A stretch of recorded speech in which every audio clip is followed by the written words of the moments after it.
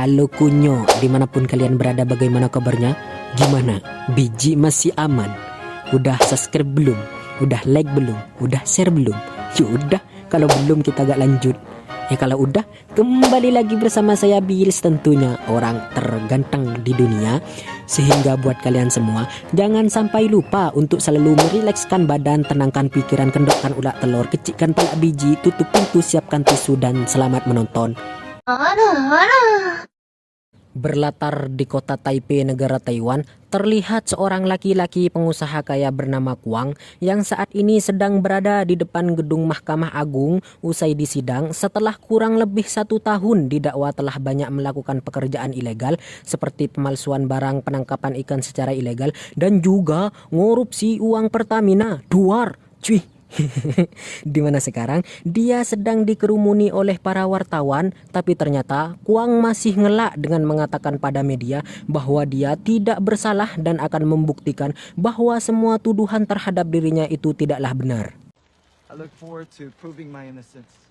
Karena desakan para wartawan membuat si Kuang marah. Alhasil dia ingin menelpon istrinya untuk menenangkan hatinya, tapi sayangnya ternyata istrinya yang bernama Joe tidak merespon dikarenakan dia sok sibuk sendiri di tempat pameran mobil sport.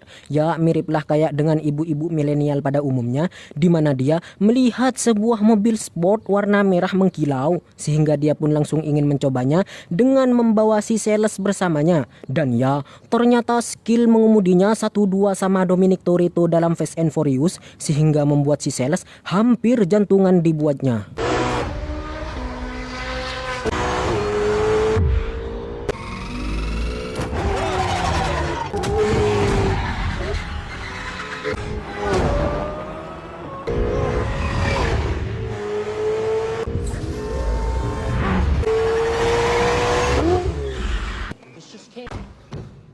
Dan ya, tanpa harus ngeredit ataupun pinjol, karena suaminya merupakan koruptor timah, Joe pun langsung membawa pulang mobil itu ke rumahnya. Saat tiba di rumahnya, dia langsung disambut suaminya dan langsung menanyakan kenapa seharian ditelepon kok gak diangkat. Apalagi kenapa sih harus beli mobil baru, sedangkan di rumah sudah ada seperti Bugatti, Rolls Royce, Mercedes, bahkan truk pengangkut timah hasil korupsi pun ada. Tapi ternyata Joe membeli mobil Ferrari itu untuk hadiah ulang tahun bagi suaminya. I bought it for you. Happy birthday. Sehabis itu, Joe menuju ke kamar anak sematawayangnya yang bernama Raymond, di mana si Joe yang awalnya wajahnya sangat dingin berubah 180 derajat seperti orang yang baru jackpot setelah lama rungkat bermain slot dikibuli oleh kakek Zeus. Di sana, Joe membantu anaknya packing, di mana Raymond ingin pergi ke Prancis untuk bertemu Mbappe. Intinya bukan ke Sydney, Australia ya. Dikarenakan dia kecewa terhadap ayahnya karena telah begitu banyak merugikan masyarakat. Tapi bukan merugikan negara ya. Ingat, bukan merugikan negara. Sehingga dia tidak ingin melihat ayahnya ditangkap. Melihat Raymond menjelek-jelekkan ayahnya, Joe menasehati Raymond agar tidak begitu pada Kuang dengan alasan bahwa mulai dulu Kuang selalu membantu keluarga Joe dan Raymond. Dan ya, di sini terungkap bahwa Raymond bukanlah anak Kuang yang sesungguhnya, melainkan anak dari seorang master chef yang meninggal karena kecelakaan, tapi bukan MCI ya, yang katanya Indonesia tapi aslinya Cina, sehingga tak heran Raymond selalu menjelek-jelekkan si Kuang itu. Why you married him? Because a long time ago I needed help. Do you miss Dad? Of course I do. He was a pastry chef. He died in a car accident in the end. Di sisi lain, terlihat seorang pria penuh luka bernama John yang sedang ditodong oleh polisi di depan restoran Cina, di mana saat mau ditangkap, datang seorang polisi wanita bernama Scarlett menyuruh untuk melepaskannya. Dan ya, terkuak bahwa keduanya merupakan agen dari Amerika, di mana si Scarlett marah pada John karena disuruh menyelesaikan masalah tapi malah membuat masalah baru. John pun bercerita bahwa saat dia sedang menyamar bersama temannya Santiago, tidak pakai Bernabeu, mereka ketahuan oleh penjahat sana disebabkan lencana kepolisiannya jatuh sehingga mereka pun langsung adu gelut.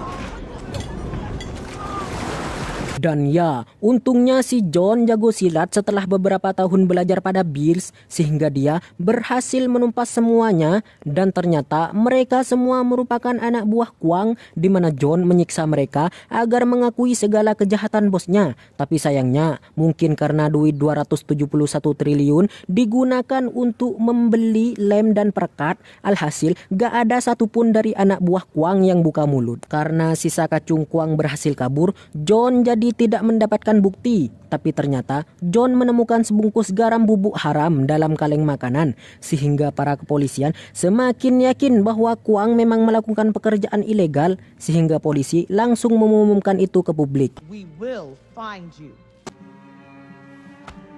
Damn it! Meskipun begitu, John tidak bisa langsung menangkap Kwang dikarenakan tidak adanya bukti catatan penjualan barang haram itu, dan juga itu akan sulit karena Kwang sangat berpengaruh dan mudah menyuap para petinggi agar tutup mulut dan membelanya. Apakah Kwang akan dipenjara 6 tahun setengah atau 20 tahun? Oleh sebab itu, John minta izin ke Scarlett untuk ke Taipei mengurus langsung kasus itu. Tapi ternyata atasannya itu melarangnya dengan alasan keselamatan, bahkan dia menyuruhnya untuk healing berlibur aja. Now go relax. Go drink something fruity on the beach somewhere. Di rumah Kwang, terlihat Raymond memasuki ruang kerja si Kwang di mana dia melihat sebuah patung badak yang menarik menurutnya. Tapi pada saat itu, Kwang datang dan menanyakan apa yang dibutuhkan anak angkatnya itu, di mana Kwang sangat ingin memenangkan hati si Raymond. Tapi justru si Raymond malah menjawab dengan ekspresi dingin, acuh tak acuh, bahwa dia kesana hanya untuk mengambil pengerok pensil untuk menggambar. Why do you hate me so much? Di sisi lain, karena disuruh liburan, tampak John akan berangkat berlibur ke Taipei sendirian, di mana dia menggunakan pesawat Garuda, dan sesampainya di Taipei, John dijemput oleh kedua teman-temannya untuk menuju hotel. Tapi anehnya, walau hanya berlibur seminggu, John malah membawa 3 koper besar sekaligus. Dan ya, ternyata isi koper John bukanlah pakaian, melainkan beberapa senjata berat semua. Dan ini menunjukkan bahwa kedatangan John adalah untuk mencari jejak si Kwang itu. Sementara itu, Kwang memanggil Joe dan mengajaknya ke ruang kerjanya itu. Dan ya, betapa terkejutnya Joe, di mana di sana kacung-kacung Kwang terlihat menyiksa Raymond, sehingga membuat Joe bertanya betapa teganya kamu melakukan itu. Dan ya, dengan amarah yang besar, Kwang memperlihatkan bahwa Raymond lah yang telah memberitahu semuanya ke polisi, dan diam-diam mengambil buku besarnya. Tidak mau melihat anaknya dipukul lagi, akhirnya Joe meminta untuk membujuk Raymond dan menanyakan di mana letak buku itu, yang kemudian dijawab bahwa buku itu telah diberikan pada orang bernama John, yang membuat Joe kaget seakan-akan dia kenal siapa itu John. Dan kemudian Raymond meminta ibunya untuk mengulur waktu selama 5 menit, dan ya, karena Joe percaya pada anaknya, dia pun menggunakan segala cara untuk mengulur waktu. Never goes away.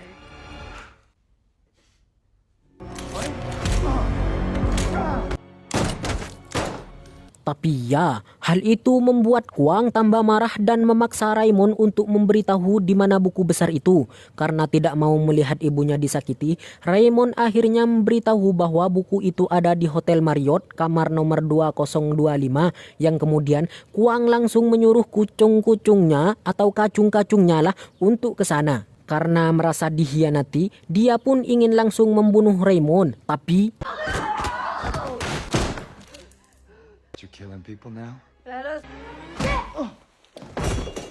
ya, ternyata ibu dan anak ini GG juga ya. Sedangkan di hotel, John menemukan sebuah buku di depan pintunya. Dan ya, itu merupakan buku besar milik Kwang, sehingga John langsung membackup buku itu di HP-nya. Di sisi lain, para kacung Kwang tiba di hotel, tapi sayangnya ketika mereka mendatangi kamar nomor 2025, yang keluar malah seorang emak-emak dengan gaya yang sok cantik padahal udah tua.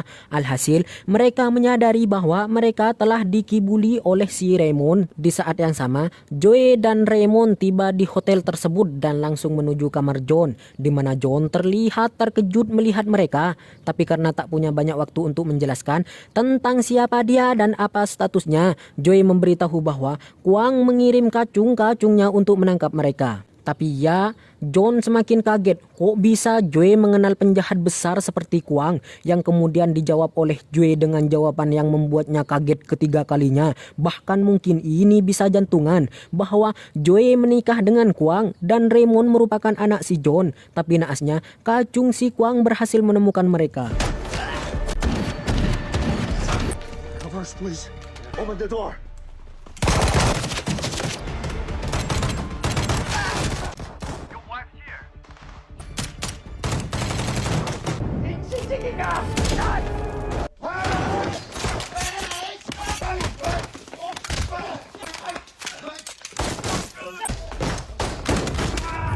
Kemudian John melempar bom asap agar mengganggu penglihatan mereka, kemudian disusul dengan bom asli, sehingga saat mereka berhenti sejenak akibat bom itu, John dan keduanya langsung kabur keluar hotel.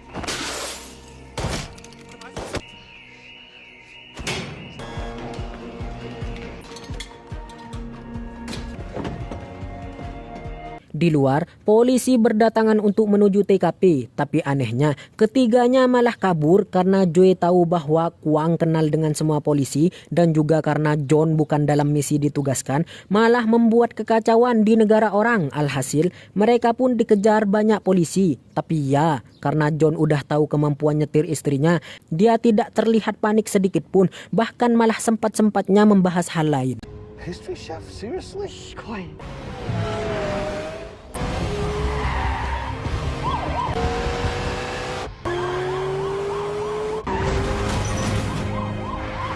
Dan ya, ternyata lama-kelamaan mereka terkepung. Tapi ya, ternyata orang yang berada di dalam bukanlah John dan keduanya, melainkan tukang GoFood yang sebelumnya dikibulin oleh Joe dengan memberikan mobil itu padanya. Sedangkan di sisi lain, ketiganya udah menaiki kereta dan kabur membawa mobil orang keluar jauh-jauh dari kota itu.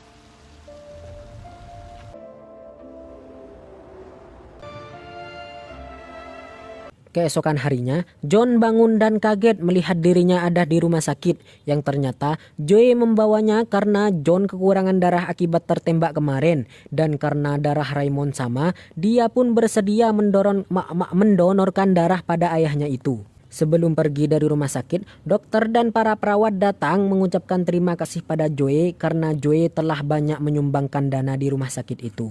Kemudian Joe membawa mereka ke kampung halamannya, di mana di sana Joe bertemu dengan neneknya yang bernama Popo, juga saudara sepupunya Raymond. Dan ya, Raymond pun menuntut agar Joe menceritakan yang sebenarnya, siapa dirinya dan bagaimana Joe dan John bisa bertemu, yang kemudian dijawab bahwa Joe dulunya adalah seorang mekanik handal dan sangat menguasai dunia otomotif.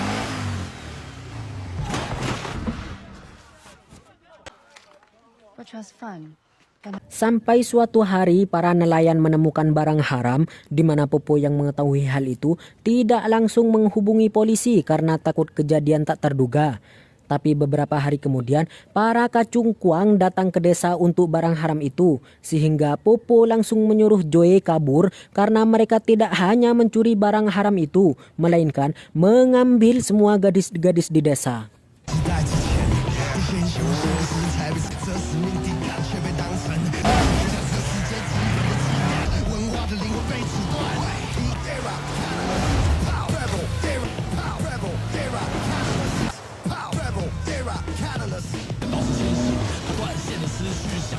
Naasnya, para kacung Kwang berhasil mengepungnya, tapi untungnya karena skill mengemudi Joe, dia pun direkrut menjadi anak buahnya. Dan ya, saat itulah awal mula pertemuan Joe dan John, di mana saat itu John ditugaskan mencari jejak Kwang, dan saat dalam misi penyamaran, John dan Joe terlibat dalam aksi kejar-kejaran. Tapi tampaknya ketua malah terpesona dengan Joe sehingga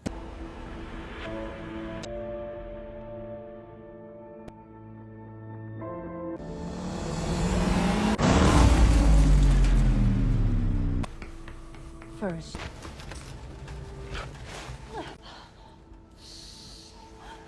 dan ya, di balik kejadian yang menegangkan dan mengadrenalinkan, ternyata mereka berdua semakin dekat dan memutuskan untuk pacaran. QQ. Tapi ya sayangnya cinta harus kandas disebabkan profesi, di mana Jan memutuskan maksudnya putus dengan Joe karena lebih mementingkan profesi daripada hati, padahal rasanya sakit sekali. Ahau. Tapi alasan sebenarnya karena gak mau Joe dalam bahaya, sehingga sebelum Joe memberitahu bahwa benih dari nuklir John telah tumbuh di janinnya, John sudah pergi meninggalkannya. John, emang bener ya orang yang namanya John gak ada yang bener. Aduh.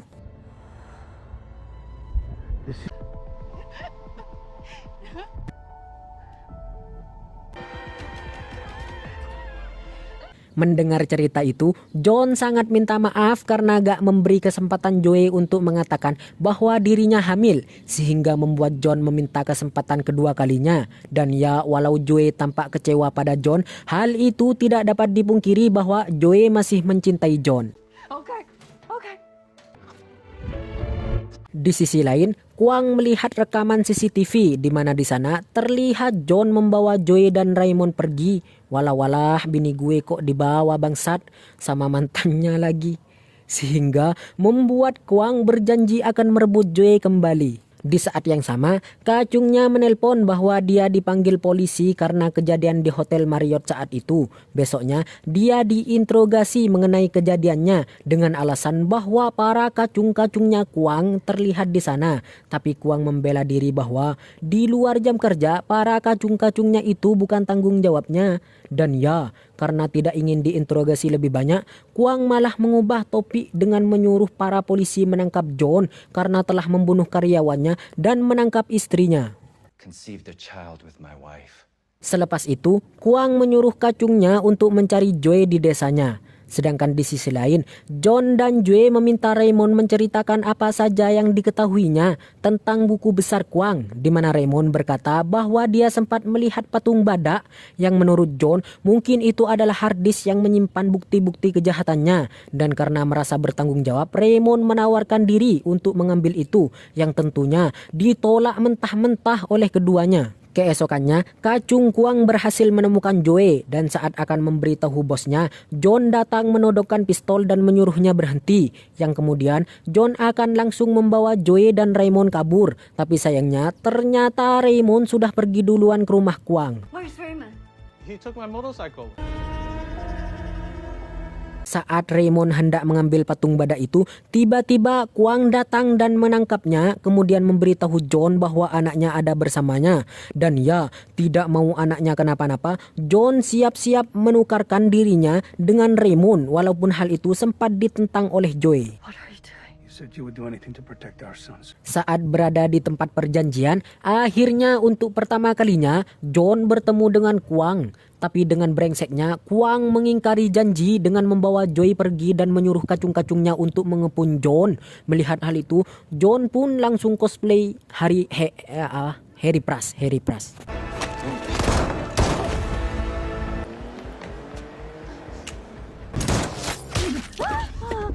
Kwang pun mengambil alih kemudi, di mana di sana Kwang tampak kecewa dengan Joe kenapa harus kabur darinya, sedangkan Kwang benar-benar mencintainya. Ya, meskipun caranya agak ugal-ugalan, yang diinginkan Kwang cuma ingin membangun rumah tangga yang cemara.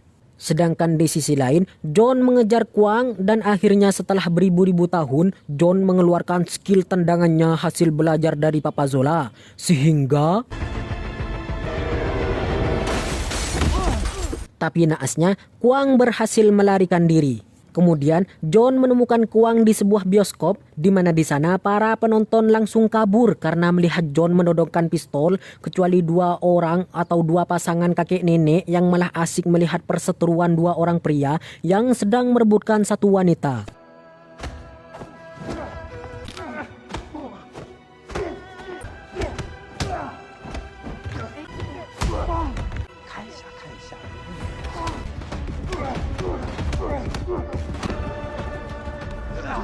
Kwang pun ditumbangkan dan ditangkap oleh para polisi dan dipenjara selama 6,5 tahun atau 20 tahun mungkin. Gak tahulah intinya, terserah hakim.